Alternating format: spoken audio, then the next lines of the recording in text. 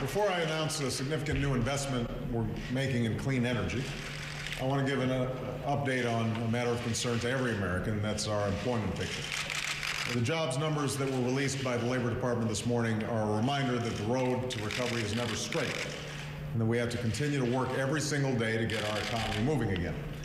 For most Americans, and for me, that means jobs.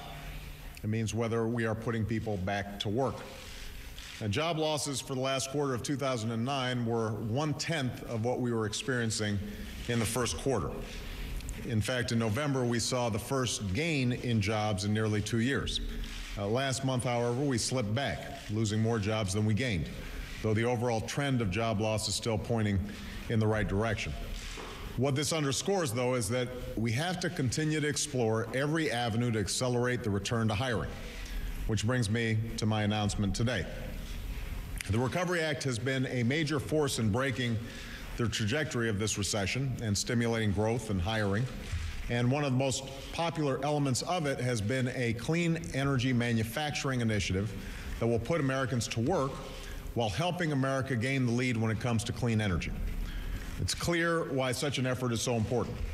Building a robust clean energy sector is how we will create the jobs of the future, jobs that pay well and can't be outsourced. But it's also how we will reduce our dangerous dependence on foreign oil, a dependence that endangers our economy and our security. And it is how we will combat the threat of climate change and leave our children a planet that's safer than the one we inherited. Now, harnessing new forms of energy will be one of the defining challenges of the 21st century. And unfortunately, right now, the United States, the nation that pioneered the use of clean energy, is being outpaced by nations around the world. It's China that has launched the largest effort in history to make their economy energy efficient. We spearheaded the development of solar technology, but we've fallen behind countries like Germany and Japan in producing it. And almost all of the batteries that we use to power our hybrid vehicles are still manufactured by Japanese companies or in Asia. Though, because of one of the steps like the one we're taking today, we're beginning to produce more of these batteries here at home. Now, I welcome and am pleased to see a real competition emerging around the world to develop these kinds of clean energy technologies. Competition is what fuels innovation. But I don't want America to lose that competition. I don't want the industries that yield the jobs of tomorrow to be built overseas. I don't want the technology that will transform the way we use energy to be invented abroad. I want the United States of America to be what it has always been, and that is a leader, the leader, when it comes to a clean energy future. And that's exactly what this clean energy manufacturing initiative will help us do. It will help close the clean energy gap that's grown between America and other nations.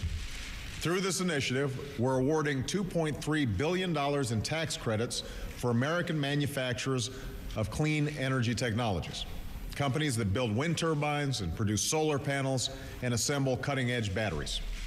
The initiative we're outlining today will likely generate 17,000 jobs, and the roughly $5 billion more that will leverage in the private sector investments could help create tens of thousands of additional jobs. At the same time, this initiative will give a much-needed boost to our manufacturing sector by building new plants or upgrading old ones. And will take an important step toward meeting the goal I've set of doubling the amount of renewable power we use in the next 3 years with wind turbines and solar panels built right here in the US of A. Put simply, this initiative is good for middle-class families, it is good for our security, it's good for our planet. Over 180 projects in over 40 states will receive these tax credits. And one of them is TPI Composites, Inc., which is based in Newton, Iowa, one of America's leading wind turbine manufacturers. And because of these tax credits, TPI Composites will not only be able to expand an existing facility in Newton, they'll not only be able to build a brand new facility in Nebraska, they'll also be able to hire over 200 new workers. And it's my hope that similar stories will be told in cities and towns across America because of this initiative. In fact, this initiative has been so popular that we have far more qualified applicants than we've been able to fund. We received requests for roughly 3 times as much in funding, $7.6 billion, as we could provide. And that's why, as part of the jobs package on which I'm urging Congress to act, I've called for investing another $5 billion in this program, which could put even more Americans to work right away, building and equipping clean energy manufacturing facilities here in the United States. You know, in the letters that I received at night, and many of you know I get about 10 letters a night that I take a look at. I often hear from Americans who are facing hard times. Americans who've lost their jobs or can't afford to pay their bills. They're worried about what the future holds. I am confident that if we harness the ingenuity of companies like TPI Composites, if we can tap the talents of our workers and our innovators and our entrepreneurs, if we can gain the lead in clean energy worldwide, then we'll forge a future where a better life is possible in our country over the long run. That's a future we're now closer to building because of the steps that we're taking today. Thank you very much, everybody. Another overall stimulus needed.